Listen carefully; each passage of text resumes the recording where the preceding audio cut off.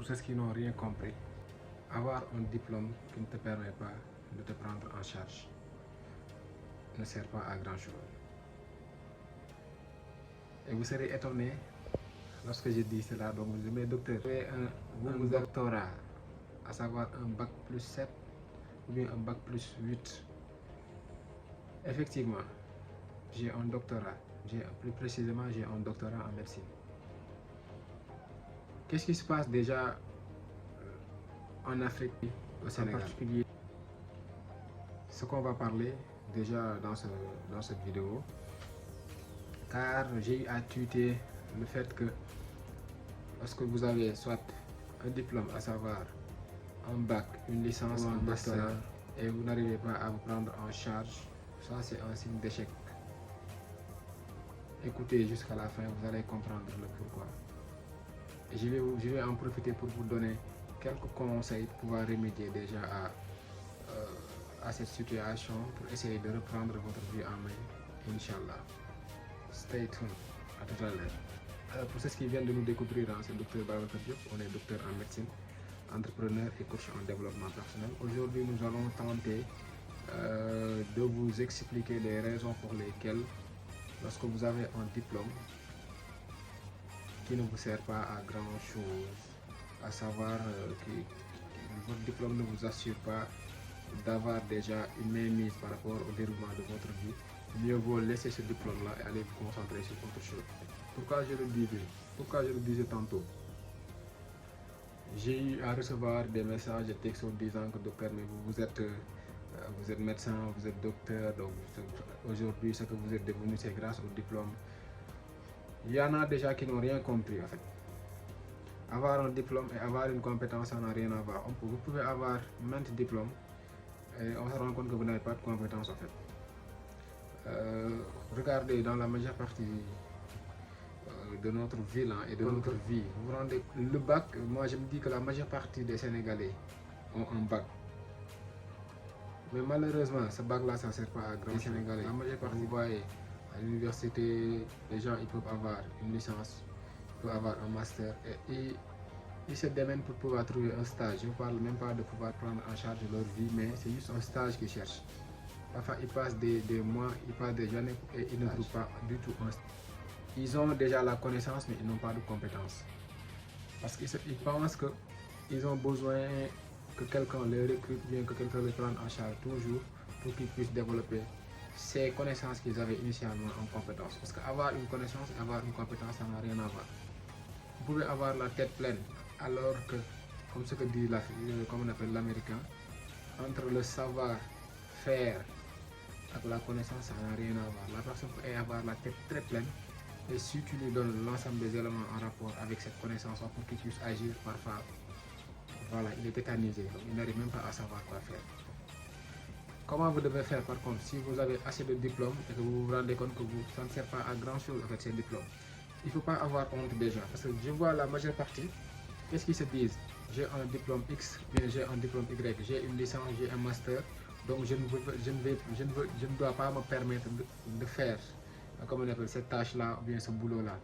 Et ce sont ces mêmes personnes, comme j'ai l'habitude de le dire, qui une fois en France, ou bien aux États-Unis, ou bien au Canada, vous vous rendez compte que ces personnes-là font promener les chiens, vous vous rendez compte que ces personnes-là vont aller dans tout ce qui est, vont plonger, à savoir laver les vaisselles, ils vont faire les petits boulots. Parce que là-bas, ils ont compris comment ça marche. Ce sont les Africains qui, bon, voilà, là, ils commencent à comprendre, ils commencent à émerger par rapport à ce dont on a besoin pour pouvoir développer notre continent. Mais ça reste toujours. Parfois, tu vois une personne qui a un doctorat, ou bien tu vois une personne parfois qui a une licence ou bien un master. Il cherche un stage par rapport à son domaine, il n'arrive pas à le trouver, il préfère rentrer à la maison, se mettre à dormir, quoi. Et se dit que bon, un jour je vais continuer d'envoyer mes CV, on va me recruter ici, on va me recruter là-bas. C'est pas ça qu'on doit faire. Parfois il faut faire des petits boulots. Les petits boulots là, ils vont vous permettre déjà d'emmagasiner de la connaissance et ils vont vous permettre d'emmagasiner un peu de la pratique. C'est à travers cette pratique là qui va vous permettre un jour, Inch'Allah, par rapport à ce que vous voulez réellement développer, par rapport à ce que vous voulez réellement côté compétences, vous pouvez le mettre en œuvre. Quel que soit Alpha, il faudra commencer par quelque part. quel que soit alpha, que ce soit dans votre domaine, que ce soit dans un autre domaine, mais néanmoins, il faut commencer quelque part. Et commencer quelque part ne signifie pas que vous serez destiné à y rester. Il y a le célèbre écrivain Robert Kiyosaki qui disait ceci, je le cite: parfois, vous ne trouvez pas votre passion. Parfois, votre passion ne permet pas de vous faire produire de l'argent. Parfois, vous devez mettre de côté votre passion, essayer d'être réaliste, essayer de voir qu'est-ce qui marche et le faire. Et au fur et à mesure, si vous atteignez une certaine stabilité, votre passion peut revenir. En ce moment-là, vous vous êtes donné comme objectif sur le long terme, réaliser vos passions. Mais il y en a parfois qui veulent coûte que coûte réaliser leur passion initialement, alors qu'ils n'ont pas ni les moyens, ni la compétence pratique, ni les éléments nécessaires pour pouvoir le faire. Donc soyons raisonnables et soyons pragmatiques en fait. On a besoin de gens qui soient pragmatiques pour pouvoir développer notre continent.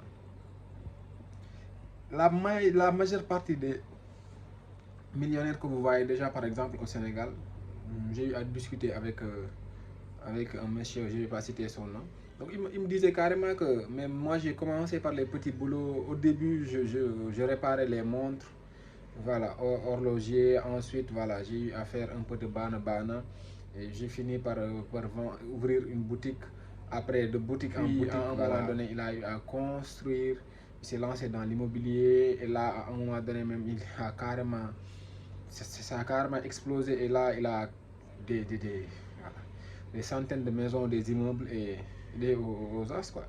L'autre jour j'écoutais comment on appelle une interview faite avec un Sénégalais, si je me Bokar Samba Dièye.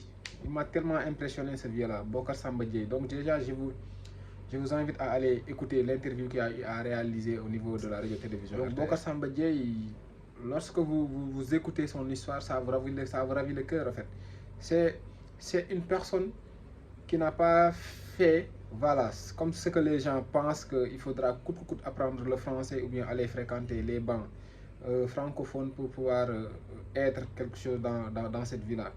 Bokar Samba Dièye, c'est une personnalité de référence hein, qui, voilà, dans les années, bon, 45, 50, 70, parfois, dans les notre grand-père qui, voilà, était un pur longo.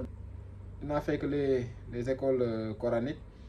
Et à un moment donné, il était venu à Dakar pour pouvoir voilà, faire des petits boulots par-ci par-là. Ensuite, il a immigré au niveau de la sous-région.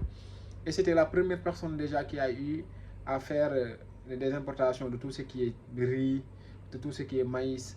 Aujourd'hui, il est incontournable. Bien sûr, actuellement, il y a la banque qui l'a un peu arnaqué. Et voilà, il se retrouve dans une situation financière difficile. Néanmoins, mais son histoire, c'est très inspirant. Donc je vous incite à aller l'écouter. Vous allez vous rendre compte que ce ne sont pas les diplômes le problème. Parce que lui, il n'a ni diplôme, il n'a rien du tout. Il avait juste des compétences, il avait juste la hargne, il avait juste le mindset. Et il a eu à dépenser des milliers de milliards. Alors que même le contrat qu'on lui donnait initialement, il ne savait pas le lire. Il ne pouvait même pas le lire. Vous vous rendez compte? À un moment donné, voilà, il a eu à utiliser les gens qui avaient certaines connaissances, voilà, pour pouvoir les exploiter et les faire entrer dans son équipe. Mais ce n'est pas les diplômes, ce n'est pas simplement l'école traditionnelle. Il faut vous départir de ces pensées-là. C'est triste parfois, c'est très triste. C'est très triste. Je me rappelle lorsque j'étais parti à faire la visite au niveau de, comment on appelle, à Touba, au niveau, comment on appelle, du siège de Hizb ut-Tarqiyyah. J'ai eu à discuter avec le dirigeant. Hein. Il a eu à me raconter une histoire qui a complètement changé ma manière de penser en fait. Ils disent que là-bas, donc les jeunes, lorsqu'on les apprend, lorsqu'ils font de la pratique, après évaluation, si on se rend compte que ce jeune-là, voilà, il n'a pas carrément, voilà, comment on appelle, un cerveau de génie et qui n'est pas capable de continuer, ce qu'ils font de façon directe, c'est qu'ils l'amènent directement faire du travail. Ils l'amènent directement faire de la pratique. Soit mécanicien, soit menuiserie, soit quelque chose de pratique. Parce qu'on sait que ce jeune-là, peut-être, il ne peut pas exceller côté apprentissage à long terme à le mettre sur le banc. Il faudra aussi qu'on puisse savoir cela. Parfois, vous pouvez prendre votre enfant, ne l'obligez pas carrément à avoir des diplômes traditionnels, à savoir avoir un CFE, avoir une entrée en 6e, voilà, avoir son BFM, avoir son bac, avoir tout le temps. Donc les gens à suivre cet éternel chemin qui à un moment donné peuvent carrément chambouler notre vie. Ça peut nous faire perdre beaucoup de temps. Alors que si ce temps-là, on l'avait utilisé dans quelque part, on se rend compte que voilà, on allait avoir beaucoup plus de connaissances et cette liberté financière, aussi bien sur le plan physique, intellectuel, moral, spirituel, voilà, on allait dépasser ce stade-là. Donc n'ayez pas peur d'entreprendre, n'ayez pas peur de sortir de votre domaine, n'ayez pas peur déjà d'être mal compris, d'être incompris. Initialement, c'est toujours une incompréhension et ça se passe dans tous les domaines.